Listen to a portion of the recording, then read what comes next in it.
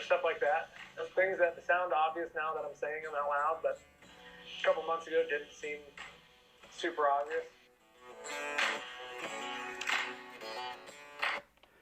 Wow, that has been one hell of a journey. Congratulations to the Priest brothers.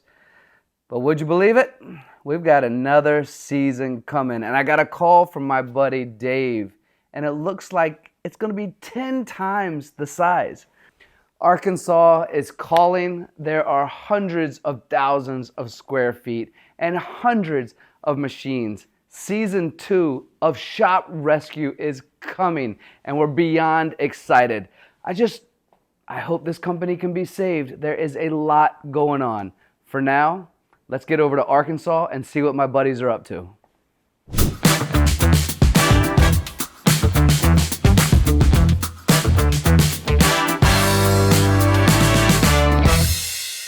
Welcome to Shop Rescue.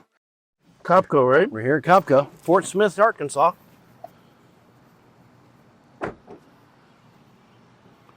So how did these guys hear about us? Well, we had, remember I was on the podcast with Jim Carr, My True Position? Yes. And we did that segment on our accounting services, fractional CFO, fractional bookkeeping, and all that. Very good. He listened to it there. And since we do fractional accounting and do coaching for Jim, he called Jim Carr, and Jim gave us a reference. Right on.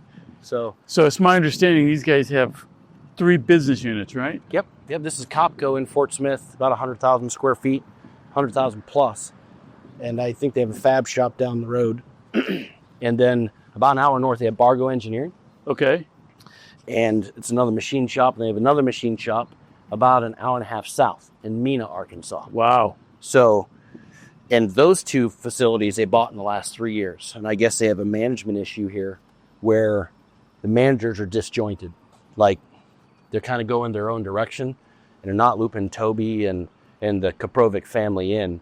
And so it's just kind of, he needs help putting the management team stitching it together to where the company is actually functional. Do all the business units do the same thing, or are they diverse? Sure. They're 3 separate businesses. Okay. And I think they still operate very separately. Okay. So they send, of course, when we sign somebody up for coaching, they send financials over. They do need some help. All right. So are they making money? I don't think so. Okay. Well, I don't think so. But the financials aren't very clear. I think that's why he wanted the accounting service to very good. The financials. Gotcha. So I got with Bernadette and the team and kind of explained, hey, this is where we are. And she's like, wow, I think we need to get involved here. So right on. A lot of all good right. stuff. Well, here we go. Yeah, Toby's a good guy. I think I really enjoyed talking to him during the interview process. You'll like him. Good. See, obviously we're supposed to meet him in the shop. All right. This is a nice facility. It is a nice facility. It's well done. I wonder if the other sites are just this nice. Well, we'll see it today and tomorrow, won't we? Yeah. It's a nice spot. All right. I'm sure we'll need safety glasses to go out here. All right. Here we go. Safety glasses, we got that covered. Yes, sir. Wow. A big shot. Hey, Toby. Hey, Toby. How you how you doing? doing, guys? Mike Watkins. Nice to meet you. Nice to see you in person. Yeah, good talking with you again. This is a nice shop. Thank you. How many square feet you have? In this building, 134,000. Wow. Yeah. That's big stuff. So what all do you do in here? We do CNC machining, large and small. We do a lot of light fabrication, laser, press brakes, and then we've got a heavier fabrication in the back than the robotic welding and some larger parts back there. Oh, cool. Yeah, I understand you guys have a pretty unique machine for the state. Yeah, like you have the largest leach. Large leach, yeah. Just got it. Pretty cool. Yeah. What brand is it? DN Solution. Right on. Yep. DN Solution. Good machine. Yeah, they are. Yeah. Got that and big board mill to go with it. So How long you been in business in this building? in this building since we moved here in 2014. 2014. How long Copco been around? My dad started in 1976. 1976. Yeah. It wasn't called Copco then. He had a small welding shop. He bought a machine shop, bought another one, started a sheet metal shop over the years and grown into this. Yeah. And you grew up in the shop pretty much? Pretty much, yeah. Yeah. Didn't know any better, so I stuck around. Yeah. Wow, this is a long way from a little machine, little welding shop. Yeah. And it's Koprovit, right? Koprovit. Yep. Right. I was close with Capkovitz. Yeah. We're from the same part of the world, I think. Yeah, maybe. All right. Well, let's go back to that VTR. Right, Let's check it out. Let's go. That's a BTR. Oh, yeah. Some big machines, man. Wow. I think it's the largest one in the state that's not privately held by a manufacturing company. Really? Yeah. They, biggest one in the job shop. So. This is like perfect for jobs with like Komatsu, Caterpillar. Yes. Big Actually, parts. we're onboarding with Cat next week, and we've got a sample part for Komatsu already. So That's awesome. Yeah. That's awesome. Yeah. They pretty friendly to work with? Very good. Yeah. So That's far, awesome. everything's been great. Well, I mean, with this kind of machine, I mean, how big is it? I think the table's 76 inches, and the vertical's about the same. So it's a beastie machine. It's a big part. It's hard for like hubs and spindles and all We that. did a spindle for Komatsu. It has a milling head, right? Got the milling head, live tool milling. So it's Oh yeah, you can do a lot of good work in this thing. the spindle was very complicated, and it was a great part. How do you check the parts that come out of here? We did a lot of them with portable CMM, same way that Komatsu measures them in their factory. What we could, and the rest of it was just by hand. It was a tough one. Could get something that big to measure it, but it was tricky. Yeah. So we had to figure it out. So You had 2-3 people to hold a micrometer for that. yeah, they were big ones. That's a platform for them to stand on to do those kind of measurements. Yeah. Yep. That portable CMM is really cool. It sits on the ground and you touch all the points. Yep. No. And they're accurate. Pretty accurate, yeah. Right on. We kind of wondered how we were going to do it, and they said, "Hey, that's how we do it." So we copied what they do. That's good stuff, man. And are you going to be checking out all the machines and everything at IMTS this year too? Oh yeah. Oh man, that's going to be exciting. Yeah. That's going to be exciting. Well, we'll see you there. Oh yeah, I'll be there. That's what is this? You got another huge. That's a boring mill. We got it at the same time as we got Big horizontal boring mill? big horizontal boring mill. That's really cool. When did you buy these? They arrived middle of summer last year. Middle of summer, so not quite a year. Yeah, they've been operational for about the last 3 months. Took about 3 months to get them here. We had concrete work to do. Yeah, it looks like you've had to do a lot to the facility to handle that machine. We had to put this one in a pit, so our overhead crane would go over the top of it. Yeah. You had to dig the pit. Dig the pit out, buried it in the ground 4 foot. So. Wow. How much equipment have you invested in the last 24 months? Boy, I'd hate to lie to you, but it's been probably about $5 million. A lot, yeah. That's $5 million in new equipment. That's a lot of capability. Yeah. The main plant in Sterling has most of the equipment done. Oh, cool. We'll have to go down there today and check that out. Let's see what else you got. Yeah, let's see what else we got. Are you ready to unlock new levels of efficiency in your machine shop? With decades of hands-on experience managing machine shops, including our own shop, we've built ProShop ERP to help you manage every aspect of your shop seamlessly, sustainably, and with precision. ProShop empowers you to maximize your most valuable assets, your equipment, your time, your people, your money, and yes, even your reputation in a single, easy-to-use platform. Whether you're looking to manage your certifications like ISO, improve your communication across your team, your customers, your vendors, or even make smarter data-driven decisions in real time, we have got you covered. Plus, our system ensures that your data is secure and confidential. With ProShop, you can make informed decisions faster, win more jobs, and outperform your competitors. ProShop is built to seamlessly integrate into your company's workflow, enhancing your daily operations to drive throughput and reduce stress. The result, a system that works as hard as you do, and one you'll actually love to use. We are a very proud sponsor of Shop Rescue. For the second season, and like the last shop, Copco is powered by ProShop, and the combination with expert coaching from the EGS team is a powerful tool for success. Hey, Barry.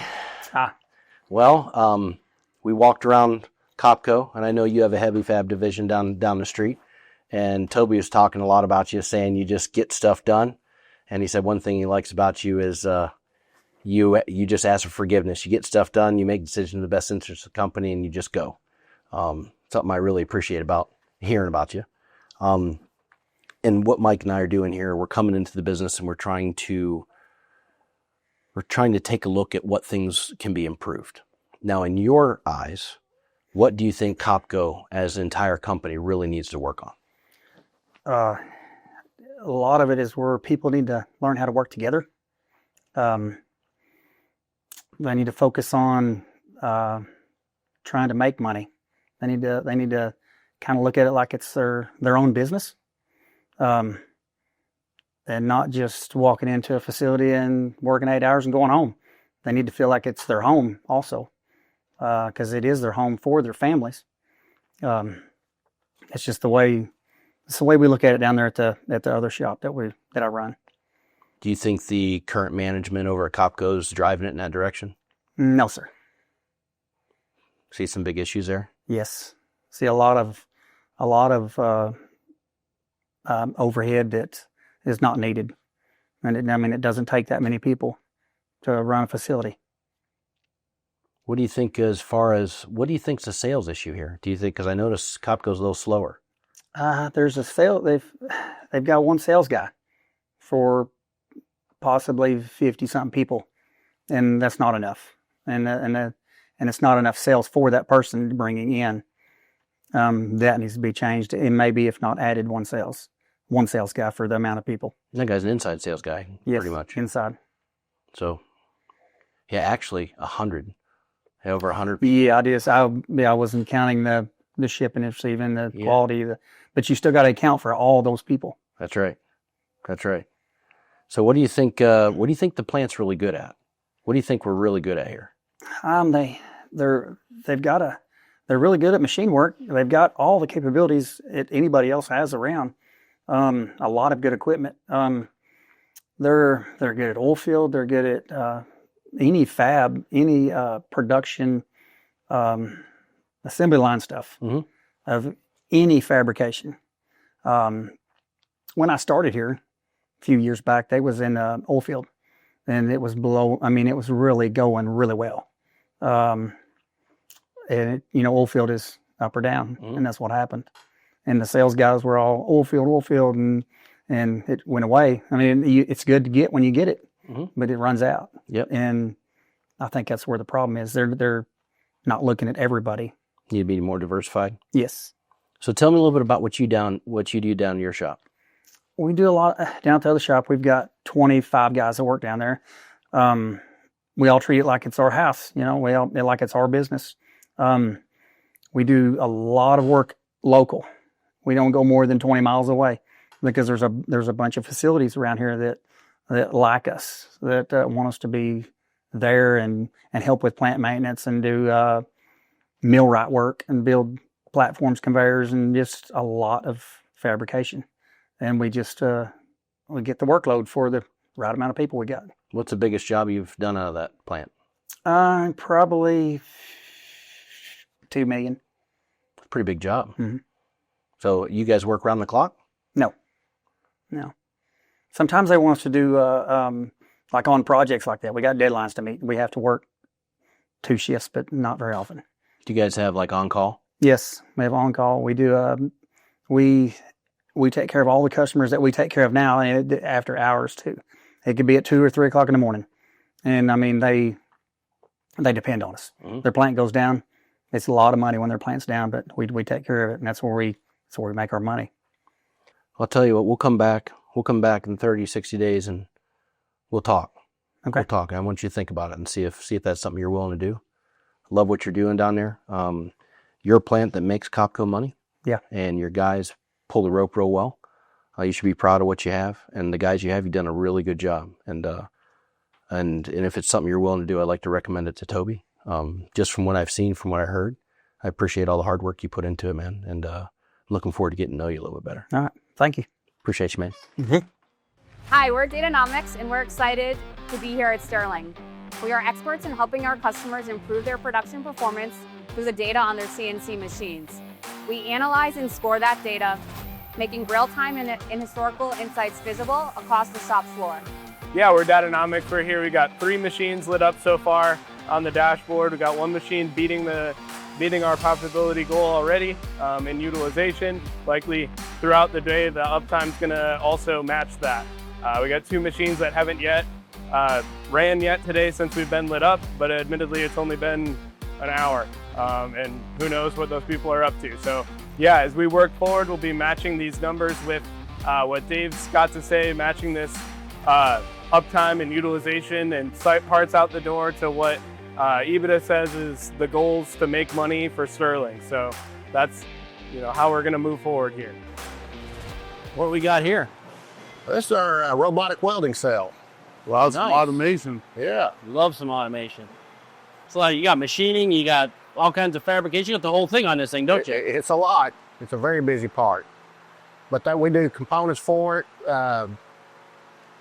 There's several components we manufacture off to put it together. We have guys over here that tack them together, and then we bring it over here to finish welding it.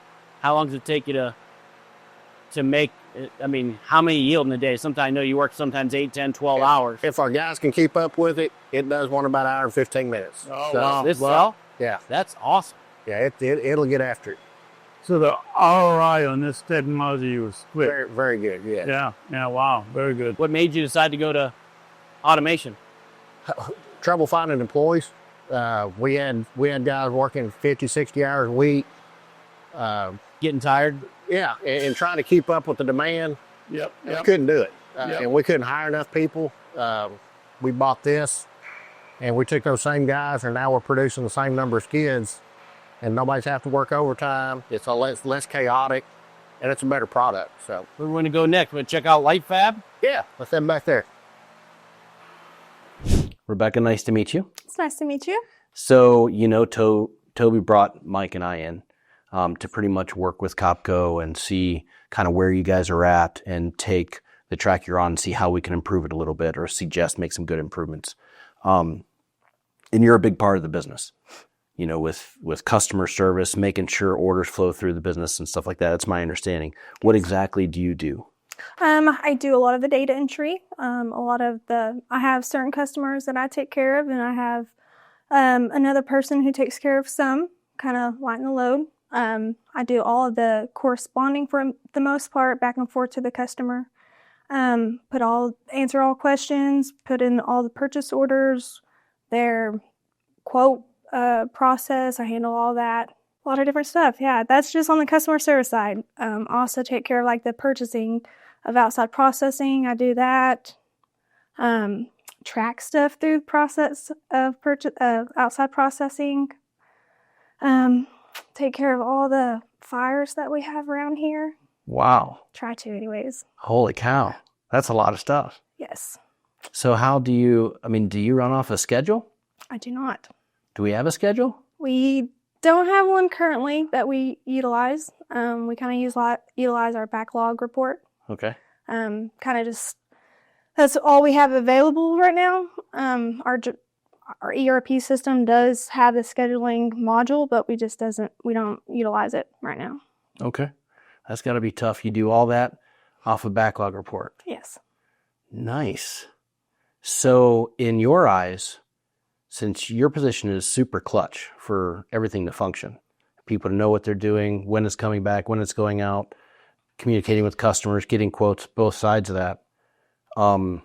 What do you see as the big things we really need to work on? Because we're talking to several of you guys that are key people, mm-hmm. and your opinion really means a lot. So I want to hear from you. What do you see that we really need to work on?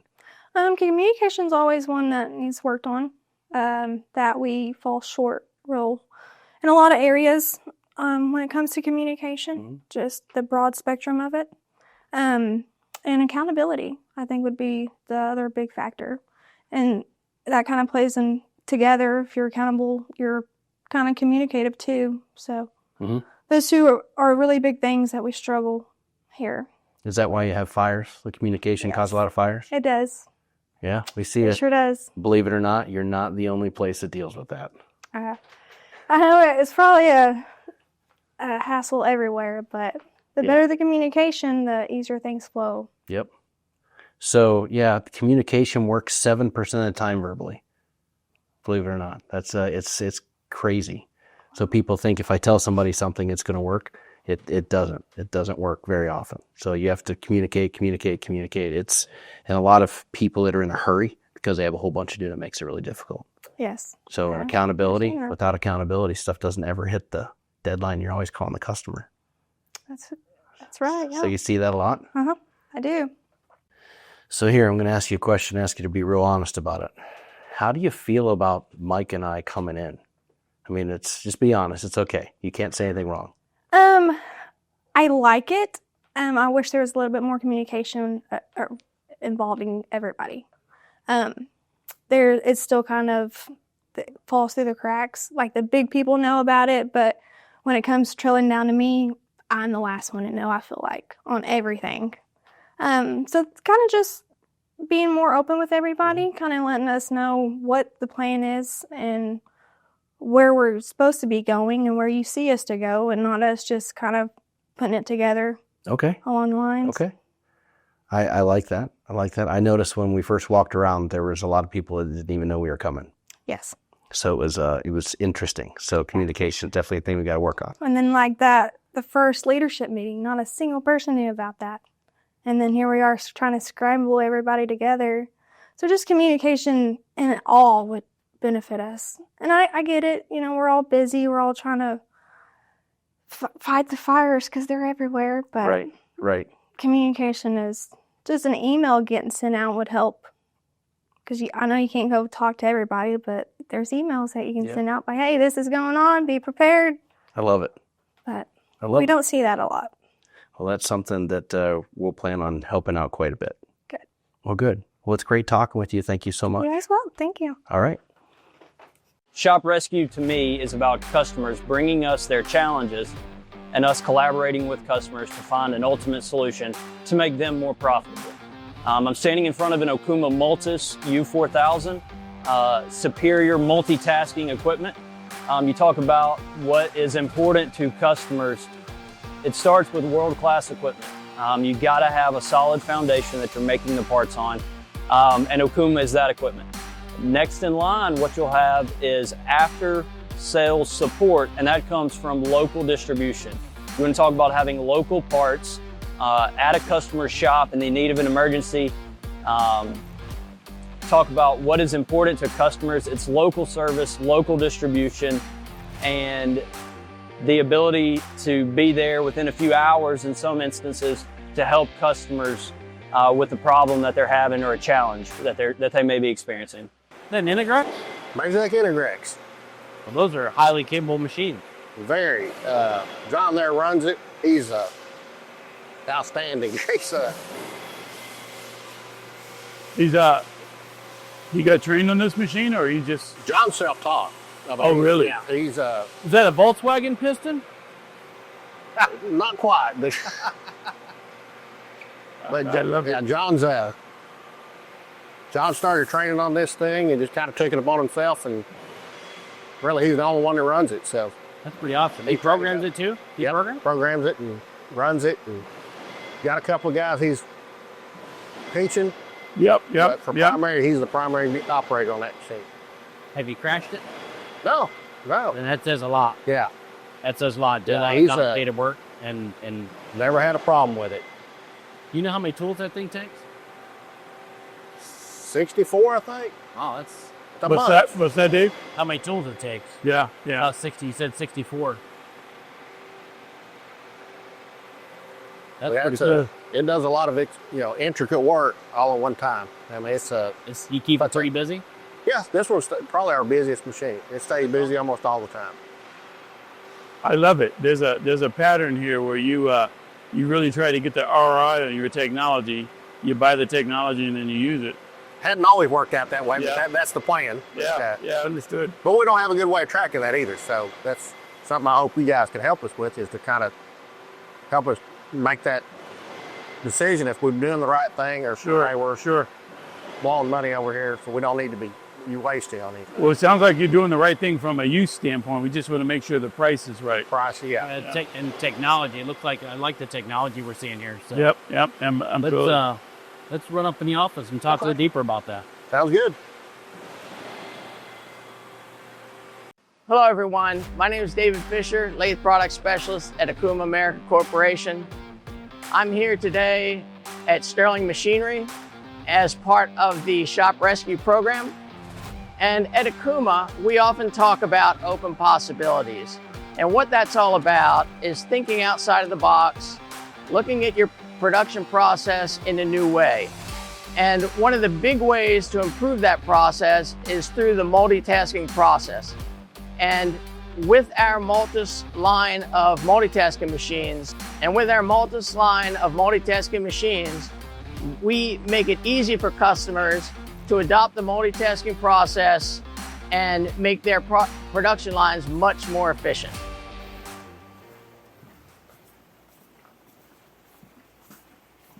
It's a nice office, Toby. Thank you.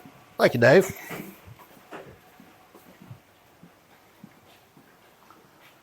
Very nice.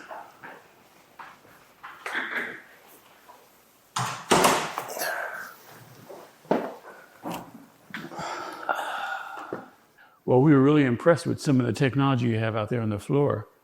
Does this site look like your other sites? This site has more fabrication. The other two are strictly machine shops. So with the machine shop side, yes, they look very similar. Yeah, as big on machines as you have here? Not as big as the two, the VTL and the horizontal, but the rest of them are very similar. Yeah. One of the challenges of bringing three business units together is always the economies of scale that you hope to recognize. Are you recognizing economies of scale? No, we're not. That was our hope when we did it, to get some economy of scale, to share some information back and forth. And we've got three totally independent units running right now. Very good. And Copco was the first. Copco was the first, and then Astor Bargo was the second, and then we bought that first day of December. Okay. And then January 1, we bought Sterling. Wow. So they were right on top of each other. Okay. And we weren't, as Copco alone, we weren't ready. We didn't have all our ducks in a row. I see. So our processes and procedures weren't well defined. We want a well-oiled machine. Mm-hmm. We took on two more, and that continued. So now we've got three independent shops that are really kind of doing their own thing. Okay. We really need to get that brought into a single. Yeah, it makes sense. Do you have synergies with like sales, engineering, quoting, ERP? Are you guys running like same systems on anything? We should have. We don't, but we do have. Right now, we've got the same ERP system everywhere, but we're not happy with it. It's not doing what we need it to do as far as being able to capture our parts on a component part of a project. Sure. It's got to be just one or the other. So we've got a production part out there right now that we've run a lot of parts for. One's got 2 weeks supply, one's got 8 months. And there's no rhyme or reason. Just people don't know where we're at on production as far as the components of a part. So that's been a struggle. Engineering, we should have some synergies with that, but we've got a battle going on between who's going to be the lead dog. Yes. And so it's been a bit of a struggle getting all that to. Yeah, how is the management team between Sterling and Kopco and Bargo? I mean, how do they play nice? Do they get along? Individually, they're all great, good people. Getting them to all come together and work together is not happening. We've got struggles with, this is our customer. We don't want to tell you what we do. This is our process. So there's been a little bit of battle. Beyond being good people, though, are they competent in their roles? They all have great resumes, but getting the actual results off the floor that we wanted, we're struggling. Okay. Yeah, I was looking at the financial side on the management. Looks like you have pretty high overhead too. So very high overhead. You're treating people well. Yes. Maybe too well. Yes. I mean, are you seeing Are you seeing work product out of these individuals? You seeing like, do we see a schedule? Do we see like an engineering list of projects that are getting improved? Do we see any of that? Not on a consistent basis, no. Okay. So we're paying top dollar, I think, for some positions, and we're getting less than top dollar results out of it. Yeah, when we walked around, I was trying to look for things that might be in a schedule or a semblance of that, and it didn't seem like it was functioning that way. No, the schedule inside that one of the other issues with the software. It's supposed to be able to schedule, and it's not doing it for you. It's not doing anything. Well, it is difficult to find an ERP system that's going to do a really good job of scheduling for you. But as Dave always says, you pick your solution, and then you have to commit to it. Yep. So, and if you're paying somebody really good as a manager, they should be. If they can't figure out the ERP system, you have to have some kind of side schedule. Sure. If you can't figure out your ERP, put it in Excel, do something. Yeah. Where your guys have good communication on what's first. And no doubt about when it's due. If you're missing that, you could be working really hard on something that's due next August. Yep. Right. And it's May 1st. Right. So it's really imperative that the managers, especially if you're paying them, they're able to adapt and overcome. Do you see that with your managers? Not really. We see a lot of struggle. We see more reasons why they can't, giving us reasons why we can't do something than, hey, we need to do this and get it done. Do they communicate well with you? Or do you find that they leave you out of the loop a lot? I get left out of the loop a lot. I'm not the world's best communicator, so you're the owner. You're the owner, so the onus is on them to communicate to you. But it's been a struggle getting that information, yeah. Yeah. So what keeps you up at night here? You saw the equipment out there, and all that equipment has a payment with it. And making those monthly payments, it gets we got a lot of it. A lot of machines, a lot of payments, a lot of commitments, a lot of employees. Mm-hmm. We just want to be able to, keep the monster fed. We created a big multi-company organization now. Sure. And we're not, management size, we're not there. We're not ready to, we weren't ready to take that on. Well, we've already done it now, so now we got to fix that problem. Gotcha. How about a sales pipeline? It's, I would call it a pipeline. It's because you said we got a big furnace to feed. We got a big furnace to feed, and we tend to focus on the guy that's, oh man, look how much work they got. They can be a big customer. That can do, and in reality, we got a lot of smaller customers that are good customers. We got a lot of good work, and we can do more with them. But we kind of just, let's worry about this over here. My name is Gabe Draper, co-founder and CEO of Factor. I come from a manufacturing family. My great-grandfather had a fab shop in Indiana. My grandfather started a machine tool company and also an ERP software company. And then my dad and grandfather started a machine shop in Indiana doing low-volume CNC parts for various industries. Shortly after college, I came into the business and worked with them and ended up buying them out. And we got involved in the oil and gas industry, and we grew the business on top of that industry fairly well for a number of years. But the price of oil went down, and my work went away overnight.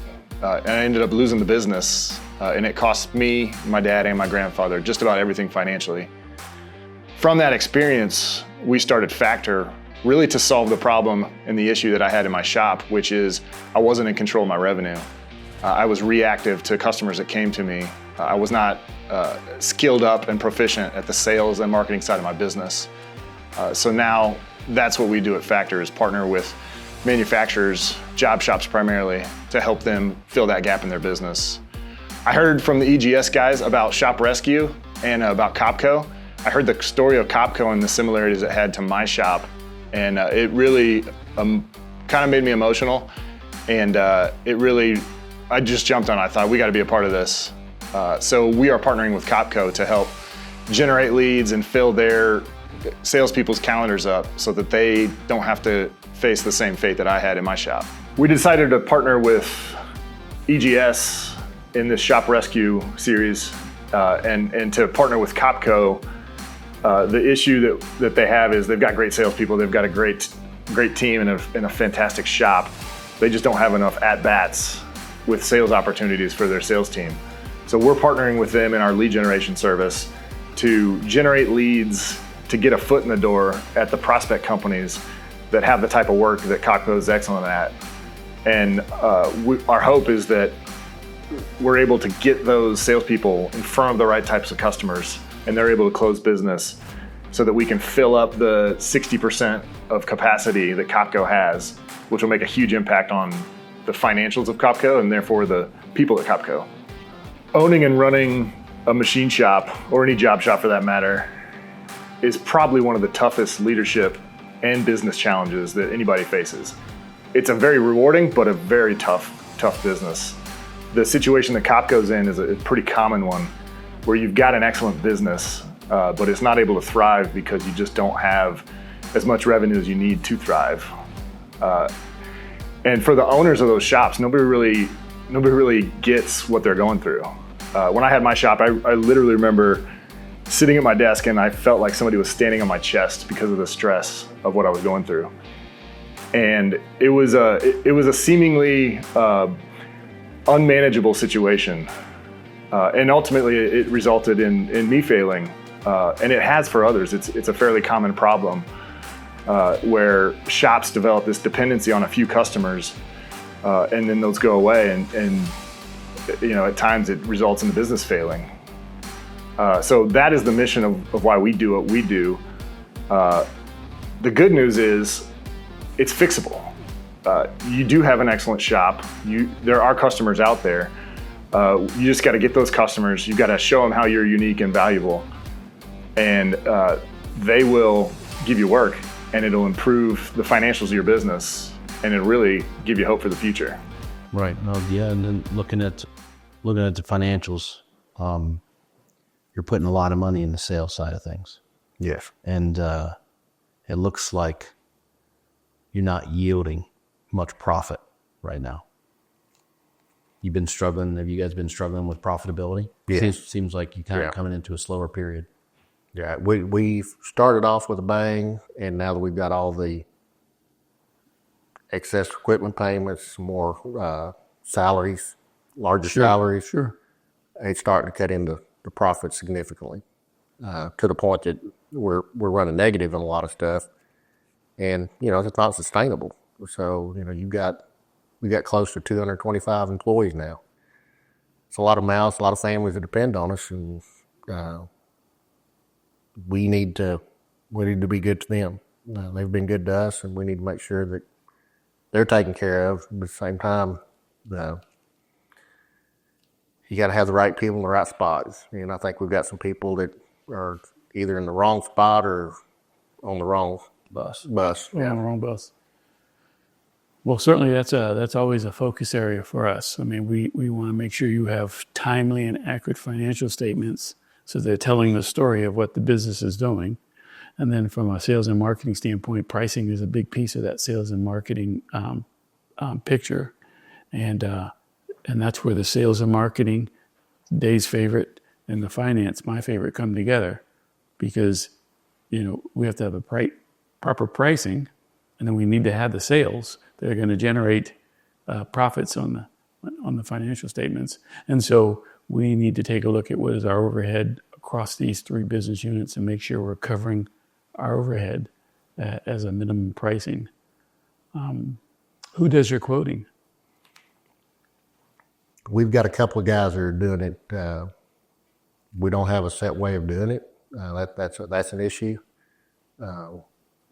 I've got one guy that does it one way, one guy that does it a different way.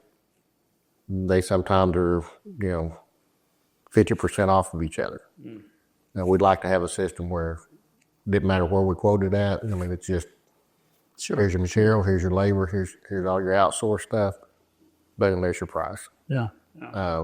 And we don't have that right now. We're, one shop may quote it one way, another shop quote it a different way. Just having that sense that, we're really, if one's $100 and one's $150, which one's right? Mm-hmm. Sure. So that's our struggle right now. We've got one of our areas that we've struggled with, our internal accounting people are good. When we go to the next level and go to accountants and stuff like that, we haven't been getting the best that's all information back. Sure. You know, they don't understand our business sometimes. So we get, you know, numbers back that are unrealistic, and they're taking, well, that's how you do it, and, you know, the construction is our business, and it's like, we're not in that business. We're in the machining business. Sure. So you guys said that's all we work with. It's like, I think you guys probably know what you're talking about. Yeah. I mean, we've certainly seen enough companies to understand what looks good, you know, what's top shop type territory for different ratios like gross margin and operating profit. You know, how much should you be spending on material? How much should you be spending on direct labor? Those types of things. So we'll look forward to looking into that. Yeah, and it's your company, right? So what causes you the most pain in this business? What is something that's front and center for you when you called us, because you heard us on the podcast? What was like, I gotta have help here? Just the unknowing. You know, I've had a lot of people, you know, step up to have help. We've hired a lot of people over the years that have all said, you know, that we've hired people who were CPAs. We've hired people who ran big manufacturing plants, guys who ran Fortune 500 companies. I mean, they're divisions of companies. A variety of different management styles, and it just doesn't seem to work with what we do. So it's been a struggle. We went through, you know, a good number of managers, and right now it's just like, I don't know who to go out and, you know, we're struggling finding that guy that can come in behind me and say, okay, I know where you want to go. I can get you there. They tend to come in and, you know, we want to go this way, and they may go part of the way, then they veer off, or they go just a totally different direction.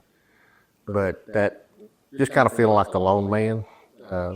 I've got a few guys that in management positions that I don't have to worry about them. You turn them loose, they take care of things. Got other guys that, you know, you got to really kind of keep an eye on and really kind of babysit them. And I mean, that's not a manager. That's it's somebody. If I've got to help them do their job, then I really don't need them to be doing it. So you need somebody to step up. It's a big company now, and you got to have people to step up and take the ball and run with it, and not have to turn around every step and say, where do I go next? Yes. So you can't take a break. No, at all. No. It's affecting my home life. I mean, I'm working all the time. I'll be home and I'm working on stuff at home. I get phone calls from different things here at work at, you know, 9:30, 10 o'clock at night. You know, that's rough. It doesn't seem like you ever get a break. Yeah. So we can't miss on this thing, can we? I hope not. But I want to make sure I have this right. We're talking about 3 companies, 200 plus employees. What is the geographic goal?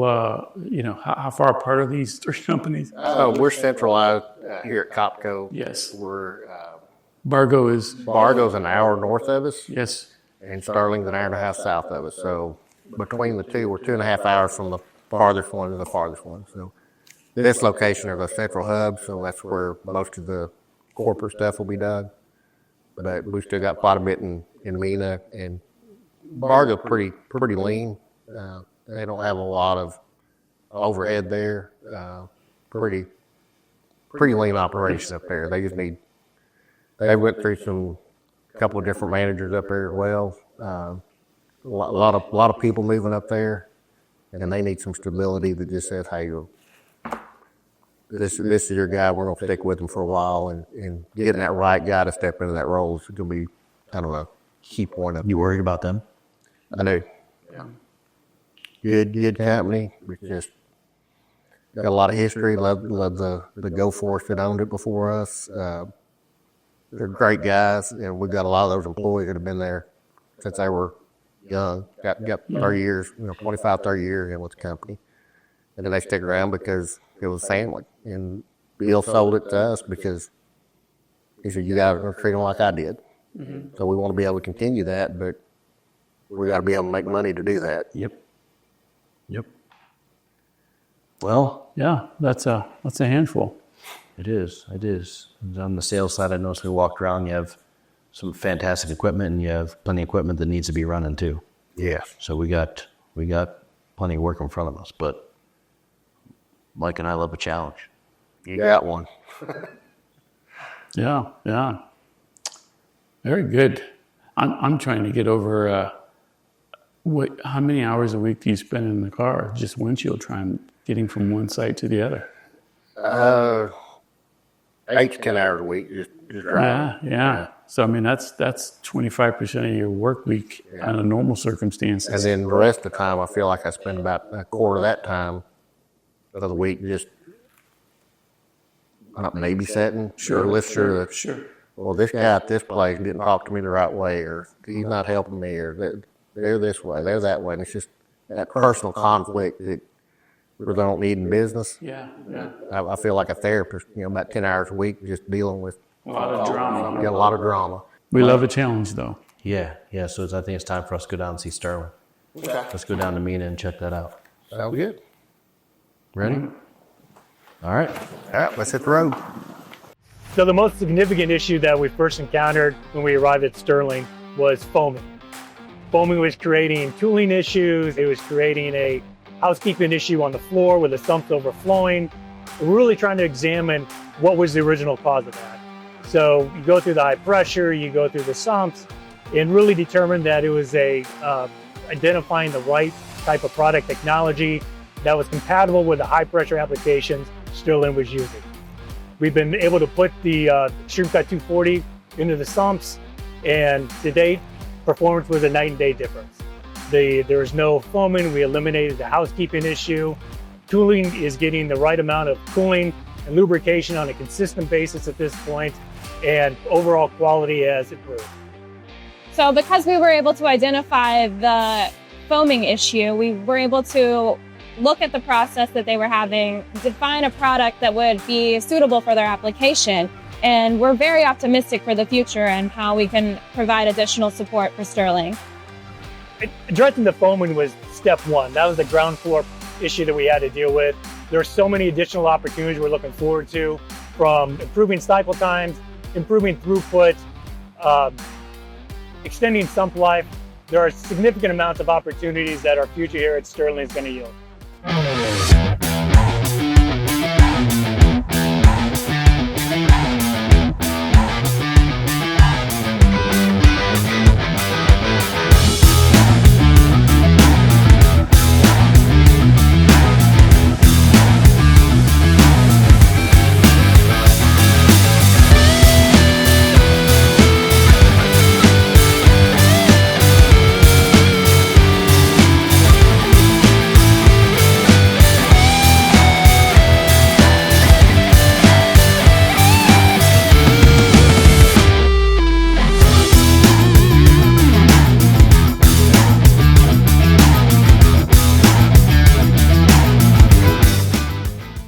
Dave Capkovitz. Rodney Castro. Nice to meet you, man. Nice to meet you. So, what is it that you do here?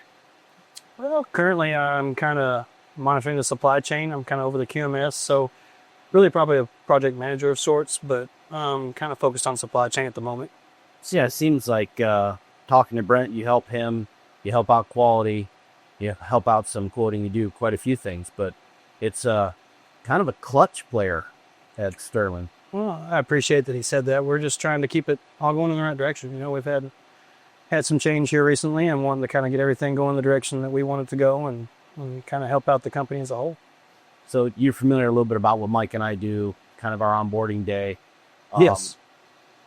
So why it's so important to hear from you is I really want to hear your take on, because how long have you been here?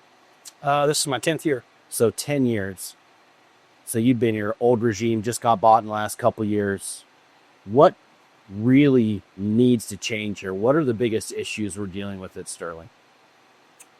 Well, I think, currently kind of some roles and responsibilities have kind of changed a lot between the old regime and the new regime, and kind of maybe defining that. Everybody's trying real hard, but I think we might be all fighting each other or going in different directions, trying to accomplish the same thing. So really just some more structure within that organization, really knowing, who you report to and what they need of you, so that you can kind of adjust and help be profitable. But naturally, if you have a general manager, wouldn't everybody know to report? Wouldn't management know to report to him? Well, they would. And it kind of goes back to that organizational chart part of it. We've had a lot of change here. And so I think that maybe that's become cloudy at times. We might kind of get that direction and everybody kind of feel good. And then some information may come down and we kind of have to question, it doesn't quite sound like maybe that's still the person. And so we kind of react, instead of going back to that person. And so there's some confusion there at times. How do you feel about how the company is doing financially? It's hard to say. Sales have kind of slowed down. And so just kind of looking at the numbers, I would say we need to be in a better place. We've got a really good leadership role here with Brent and what he brings to the table now. And so there's lots of good ideas on how we can become more lean, become a better shop. And we really want to kind of move that direction. But looking at the numbers, we're not certain where we need to be, what we have to work with. So definitely slower than what we're used to, even this time of year. So sales, are you guys, why do you think sales is lower? I don't know if it's a change in sales strategy, or if it's maybe not even focusing on the customers we know we can grow, but we've just seen, as far as the economy goes, some recession there naturally.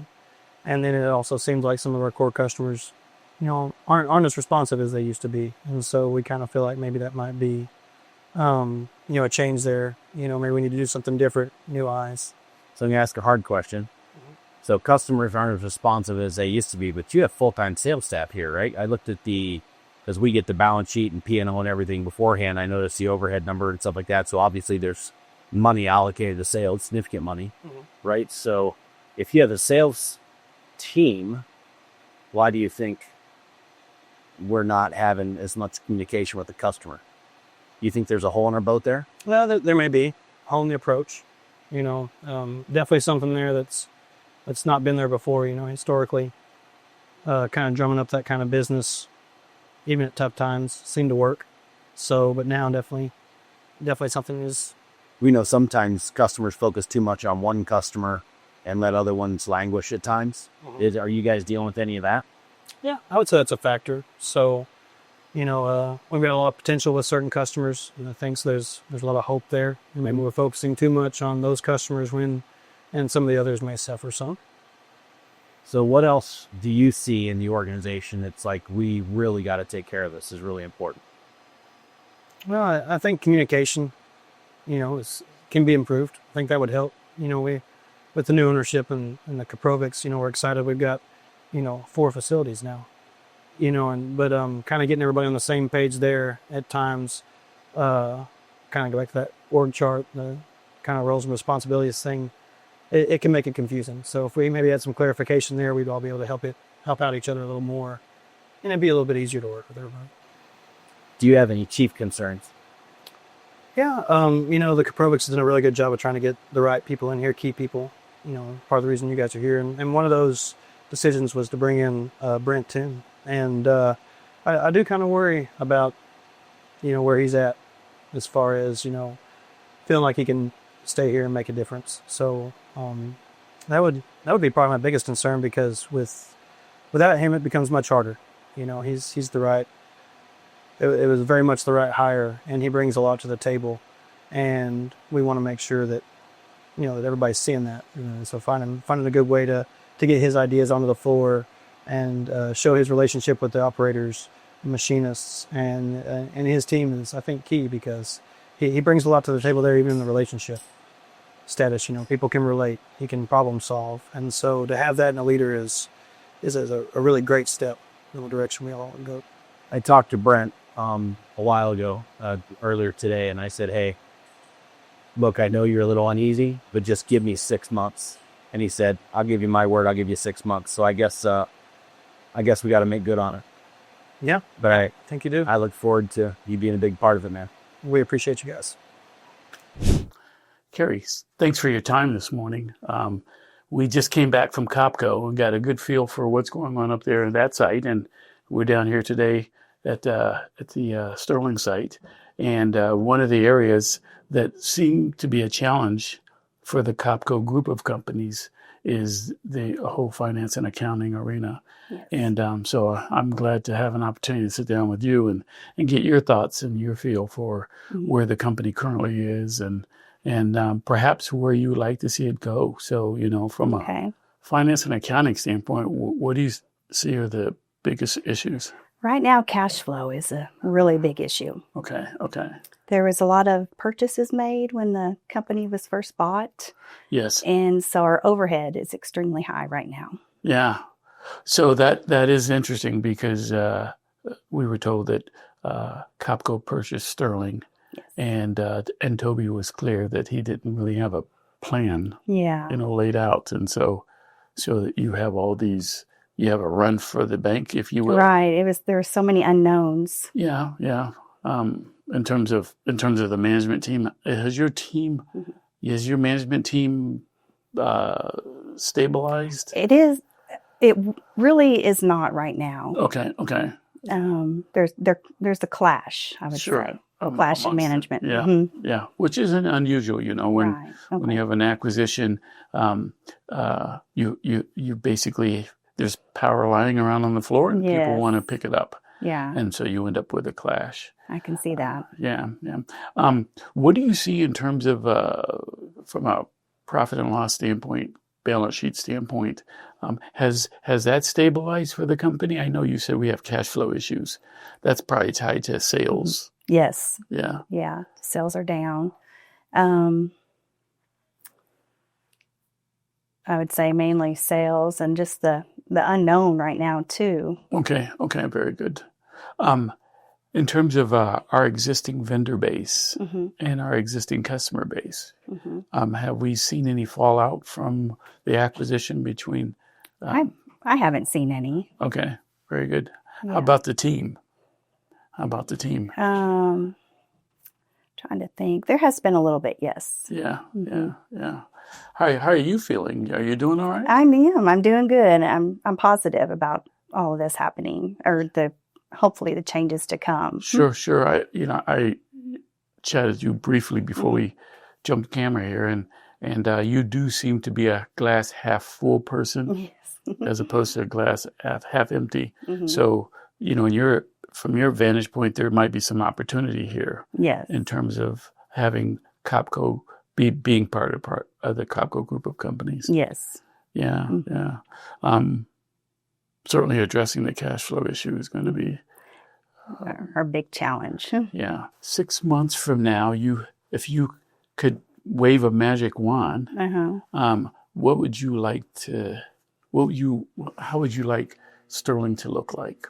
What would be from your vantage point? Yeah. Just more organized within, more communication, and just like a structure. Okay. That makes sense. Both operationally, financially. Yes. Probably sales and marketing too. Yes. And a clear direction. For the enterprise. Yes. Good. Are you ready to take this on? I'm ready. Yeah. A little nervous about it, but yes, I'm ready.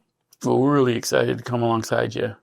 And there's so many aspects of the business that are going to be, propped up, and that organization is certainly what we're going to be targeting. Okay.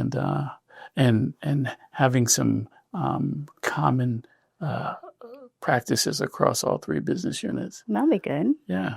So, well, really excited to work with you. I'm excited too. We all are. We'll look forward to it. Okay. Thank you. Hey, Brent. Dave. Nice to meet you. You too. Well, Mike and I are here talk with you guys for the first time. Kind of want to understand what you see as some of the bigger problems here with Sterling. You know, you've been here a little less than a year. Yes, sir. And just trying to understand, you know, where the struggles are and what you say, hey, these things need to improve for this to be a world-class company. I think for me, first thing, when I come in, I wasn't real sure what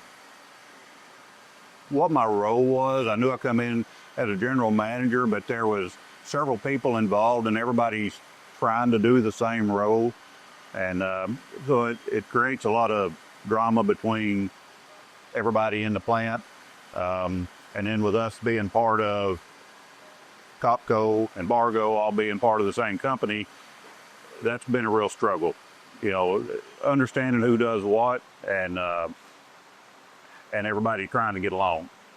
How's so like more than one person trying to run this plant? Yeah, so you know, you come in a day or two, it's really good, and then you have an additional person come in, they want to be the one running it for that day, then they're out for the rest of the week. But it causes a lot of disruption. Nobody knows what to do. Nobody knows what to do. You know, they know who the general manager is, but then they're used to this other individual that's been with the company so long, and he would come in and then he would try to run the show for a day and make changes, and then you got to change it back the next day. And it was hard on everybody in management, and it's hard on everybody on the floor. So what are we seeing as far as operationally? It seems like you have a fantastic shop, really high level machines and everything. I mean, do we struggle with anything as far as making parts? Making the parts, not so much. There is a lot of, I wouldn't say a lot, but there's some issues up front with how we do things, how we process through to get it out on the floor. You know, as quotes come in, one place we kind of struggle, it's not a steady flow in. You know, we get RFQs in, but it may be one today, one tomorrow, and then 30 the next day. So it's real hard to have a steady flow of them going out. Then keeping your planner meetings up and getting your programs and everything to the floor on time. That's where we see really the biggest issue. You know, once we get it out on the floor, the operators out on the floor do a really good job. Yeah, it seems like a lot of high-end technology here. Very good people here. Very, very talented operators. They do a wonderful job. I would say a lot of the issues right now stems up in the office. So do you have any quoting support, engineering support, any of that stuff from like Copco or anything like that? Or do you deal with all that internally? We do have a little bit of engineering support from Copco. Most of it is done internal though. We have Charles Youngblood does multiple quoting here, does a good job at it, but he can get overwhelmed. You know, when you get, 10 or 20 coming in, and we need to turn them around within a few days, and sometimes that's just not possible with one guy doing it. So we use whatever resources we can from Costco, to help on that. So with the struggle up front in the front office, and you just being here for a short time, and you left the job, you were right there for a long time, how does that make you feel? I mean, are you in this for the long haul? Well, I want to be in it for the long haul, but I had a job for 31 years. I was very comfortable there, not a lot of stress. And then you come over here and, man, sometimes it's like you're fighting each other just to do your job. And I didn't experience that in my last job. They basically left an open door for me to go back if I wanted to. So yeah, I mean, it crosses my mind from time to time, but I'd really like for this to work out and stick it out here. Yeah, I think we're going to get there, man. I think we will. I think we will. Hi, my name is Gavin Cresswell. I'm here representing Sandvik Corriman today. During the project, we identified with the Sterling leadership a component to highlight the benefits of working together collaboratively to improve their productivity. The part we identified was from one of their largest customers. The part itself had 4 operations being used on a multitask machine. We identified the opportunity to take these 4 operations, which consisted of 2 turning operations, 1 milling operation, and 1 external manual operation, done in one. This benefits by consistency and quality with a repeatable process, and ultimately a time saving as well. We work with our extended services team to process engineer, program, and tool up the new process. Collaboratively working with teams across the US with the engineering team at Sterling to implement these improvements. Ultimately, we improve quality, productivity, and repeatability.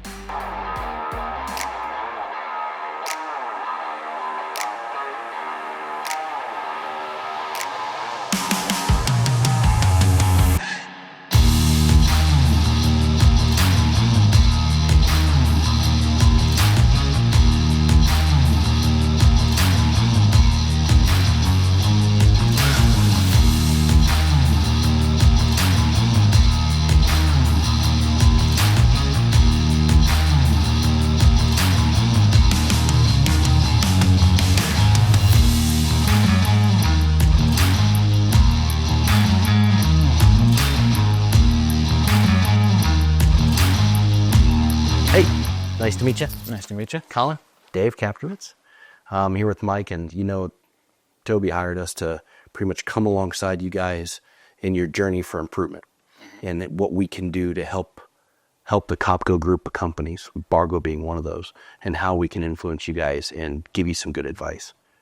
And I've heard a lot of great things about you. Your analytical mind. You went to the University of Arkansas here locally. You're an engineering intern, turned into a full-time job, doing programming, all kinds of different stuff around project management and job flow and help, just pretty much trying to be clutch anywhere you can.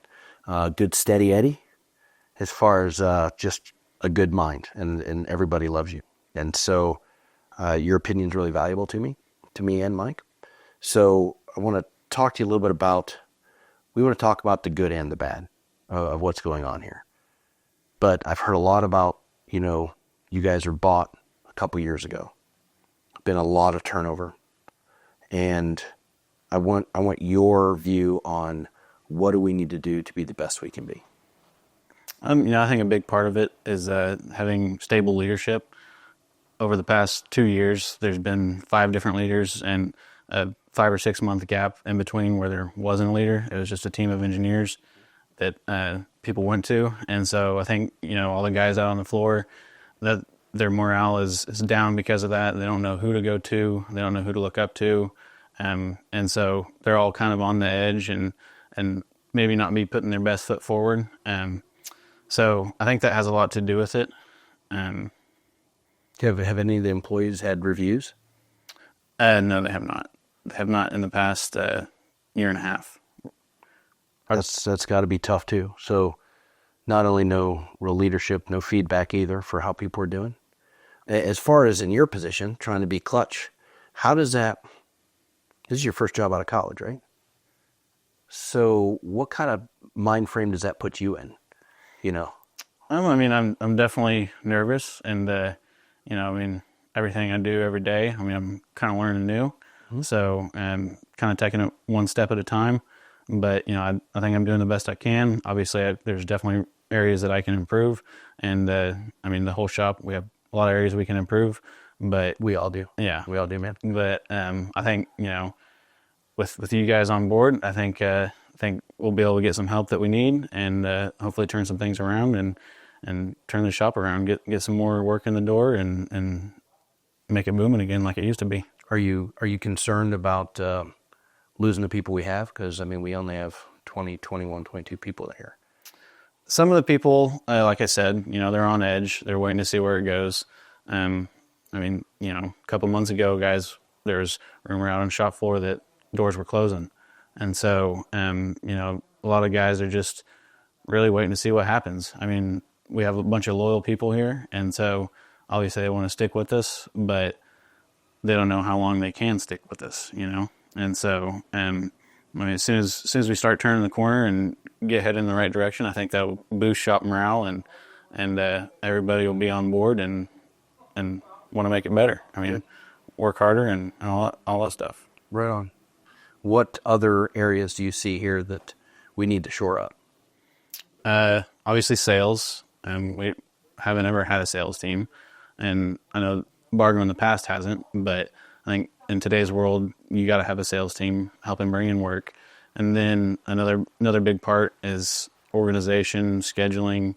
We're moving over to ProShop right now, and so I think that will help a lot once we get that implemented, and everybody being able to see where the jobs are, when they're due, what needs to be done, what step of the way they are. I think that'll help. But those are some of the things that definitely need improving here. Okay, right on. Let's talk about some good stuff. Tell me about your guys. Tell me what the best thing about Bargo is. It's always been the people. You know what I mean?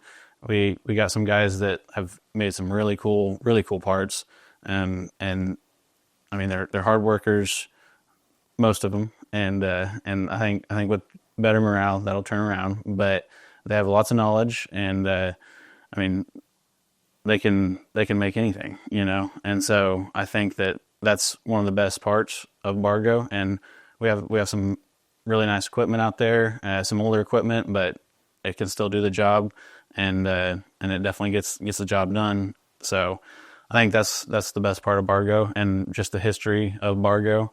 I mean, it's been around for 50 years, and that's no joke. Yeah.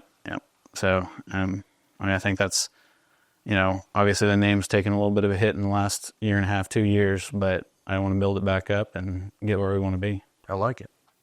Now, you have 60,000 square foot here, air conditioned, with newer late model machines, and all your people are machinists and tool makers.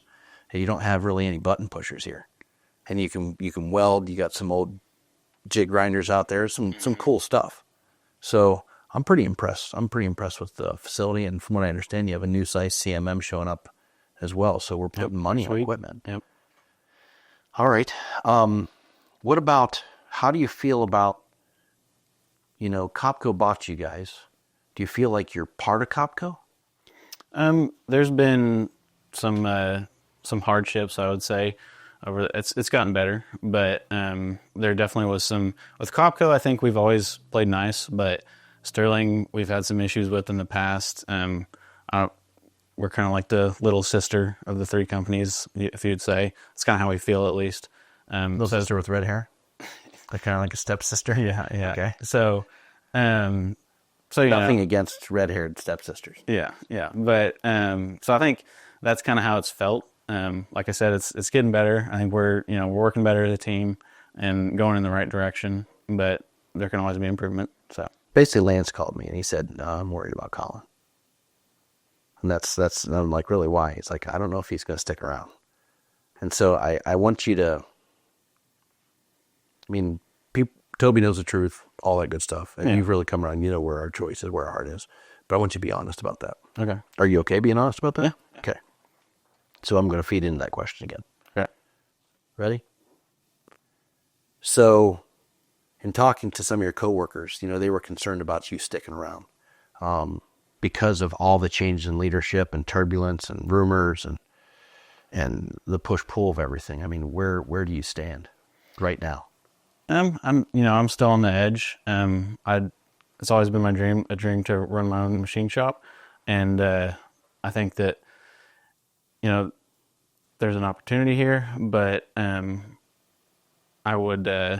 have some other options available, and I think they're good opportunities. But Bargo, the team here, there's great guys. I get along with everybody. We do some great work here, and things that I wouldn't have experience doing if I weren't here. And so that's really what's keeping me here. But I'm definitely on the edge, So with everything good that I hear about you, and this isn't necessarily just to save your position, but with everything good I hear about you and your dream to run a machine shop, if it were to come up and you had an opportunity to run this shop and take the helm and partner with me and Mike and turn this place around, is that something you'd consider? I'd have to think about it. I'd have to weigh my options, but I would definitely consider it. Yeah, let's let me and Mike talk to Toby, and I want you to think about that, and let's talk over the next couple weeks and see what you think. Because when you have a shop that has a lot of turbulence, the last thing you want to do is bring somebody from the outside and put them in leadership, and then everything changes again. And I think it's smart to kind of take somebody from the inside that knows everybody, that's already leading, and slip them in that seat. And you're young, you want to learn. If you want to run your machine shop one day, you do this for 10, 15 years, how much you could learn, you know, backfill your spot and go run your own shop. I mean, that's something it's everybody's dream, but you may as well learn the business and do that, right? That's right. Yeah. So I think that might be an option if it's something you consider. Awesome. So, all right. Well, it's great talking with you. Thank you very much for your time. I'm Ted Hoyt, I'm Technical Sales Manager at Juergens. We're very excited to be here at Sterling today to help them on their journey to dramatically reduce setup time through a range of core work holding products.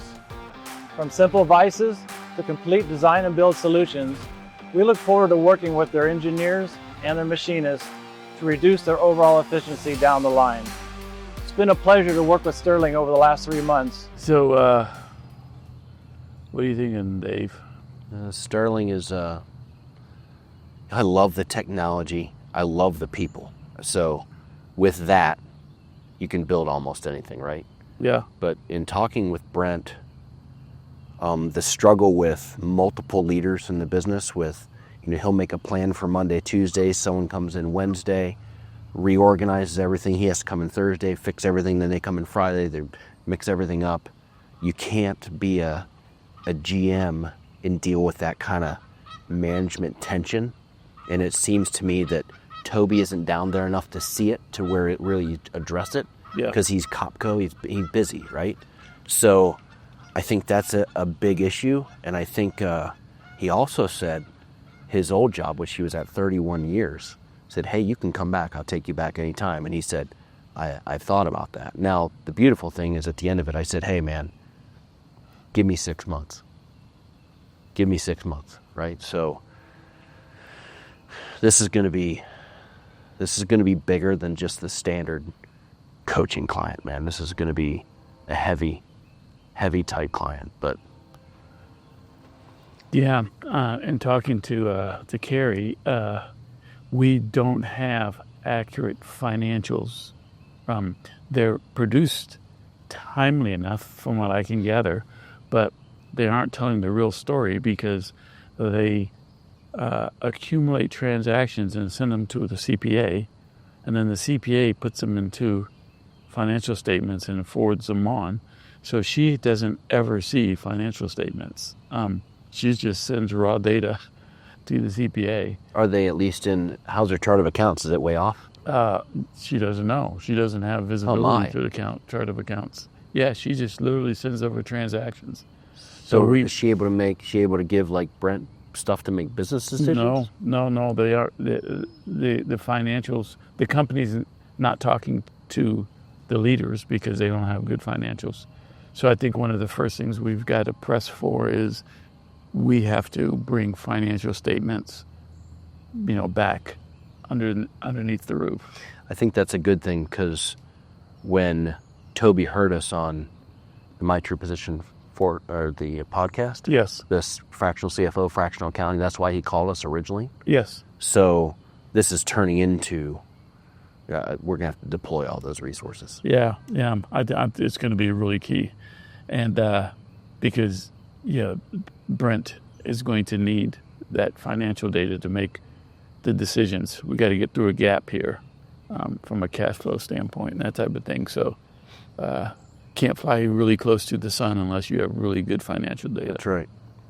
Talking to Rodney out in the shop, kind of going over some stuff, I noticed that he also said he was concerned about Brent. He's like, Brent was a really good ad. We can't lose it. Okay. He was concerned about that, and he said even the org chart. All these guys are singing the same tune. The org chart, who's in charge, who's making the calls, what's going on. So we're seeing a lot of turbulence there. Yes. And he also made mention of, the sales aren't coming in. It's mainly one customer, and then the other one's kind of waning. So looking at the financials that you showed me, seems like we have a lot of overhead costs, pretty high overhead costs, especially allocated to the sales side. Yeah, they're paying a tremendous amount of money for sales resources. But the yield like the follow-ups and stuff like that, Yes. we aren't seeing that come together. So the sales side is kind of waning, almost like it's on autopilot. Now I know there's trips in the budget and stuff like that, so I'm not sure how that's working, but it's not yielding fruit. So we're going to really have to analyze and dive deep into that sales process, because there's a real problem there. Well, I think we prescribe something, and then we make sure that they execute on what we prescribe, and then we can make course corrections as we need. But right now they're kind of stuck, and it seems to be the aftermath of the acquisition. They're kind of just out there afloat, and we need to tether them down, give them a vision for how we want them to move forward, and I think they'll accept that. You think synergizing the plants will fix a lot of that? Yeah, I think I thought let's do this one at a time, but I think we have to bring them all towards one common system, if you will, right? Both from an ERP standpoint, from a finance and accounting standpoint. Instead of local server-based accounting, they need to go to a cloud-based accounting. So the synergizing the 3 sites, that's the real opportunity. Right. And we're going to, with that, the manager that's kind of balking Brent, we're going to have to deal with that straight away, because we got to shore Brent up. I don't think Brent's going to have faith in what we're going to do unless we deal with that situation. Sure. I don't think it's going to be a No, positive change. It'll be a positive change for one individual, a negative change for another individual. But it's something that we're going to have to do, and nobody likes to have to deal with that. But I think we're going to have to deal with that. Otherwise, I think we could lose Brent's buy-in. Yes. So we got to have his buy-in, and he may talk like he's from the South, but that dude's sharp.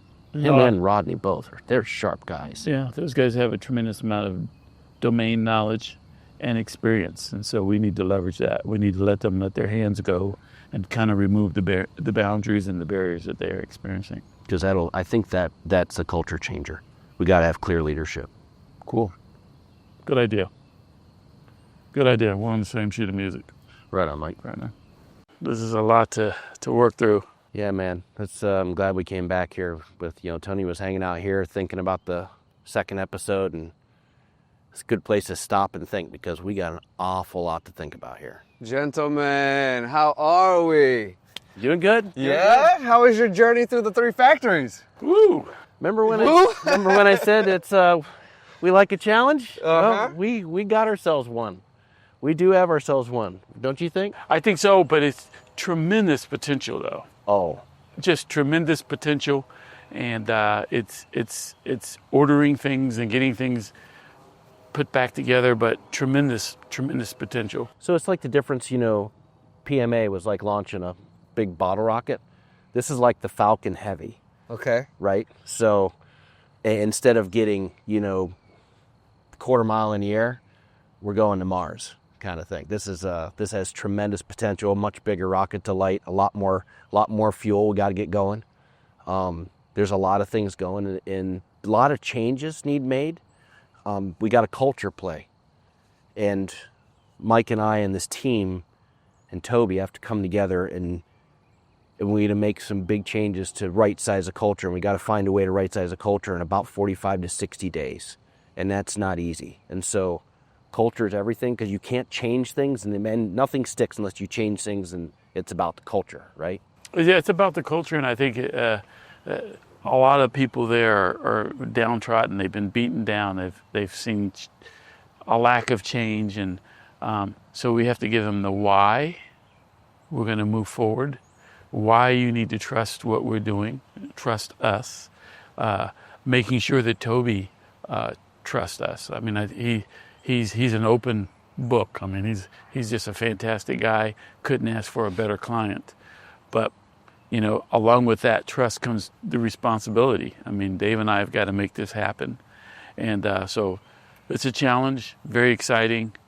This is the great game of business, Tony. This really is. Well, we started this conversation off, and you mentioned how good-hearted Toby is, how genuine he is, how we want him to succeed and thrive. So I want to wrap this all up, this story, with a question posed to both of you. Same question. Okay. What are you most excited about with this journey? And what are you most worried about on this journey as well when it comes to trying to organize these massive locations? I believe you said well over 250,000 square feet, trying to combine all of this technology, all of these resources into one successful project. What are you most concerned about and what are you most excited about? Well, what I'm most concerned about is Toby's a really nice guy. And he puts people in place and he trusts them, and I've seen some people take advantage of him. So we're going to initiate some changes, and Toby has to stick with those changes. And Toby has to back that stuff. And I think you have an enterprise concern, right? Yeah, I mean, when companies, again, we talk about Fortune 100 companies, they do acquisitions, and it's supposed to have a return on investment, and they realize 10 to 15% of the return that they set out.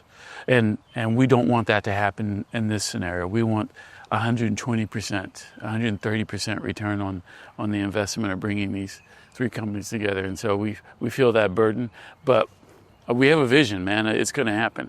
We're pretty excited. What I'm excited about is there are 3 niche shops that make very difficult or very large parts, or very just exciting parts. So tremendous sales potential. They need sales. So I think with the attitudes, with the culture play that's going to happen, I love changes in lives, right? So you're going to see people go from kind of, here we go again, to holy crap, this is real. Yes. And that really excites me, and that's going to take and prop this place up to really drive it north. That's what I'm most excited about. What are you most excited about? Yeah, I think we're in this for profits. That's what we do. We increase profits for our clients. So the upside is huge. So brings a smile to everyone's face that way, doesn't it? It's almost an easy answer. Yeah. So can we do it? Are we going to be able to do it? We know that season 1 was a massive success, and it started with anger and frustration and drama and all the things that we like to watch, right? Yeah. We're addicted to watching it. And it turned into success and growth and understanding the front end and the back end of a machine shop that was thriving on the technical side already, but needed those added benefits. Gentlemen, I'm excited for this journey as well. Thank you for bringing us along, MTD, of course. And episode 2 will be coming soon as well, so I look forward to seeing you there. For now, I wish you all the best, and always a pleasure. Thanks for being great. Oh, we're hugging it out. I like it. You know I'm a hugger anyway. I appreciate you guys. All right, guys. Take care, man. Best wishes. Thanks.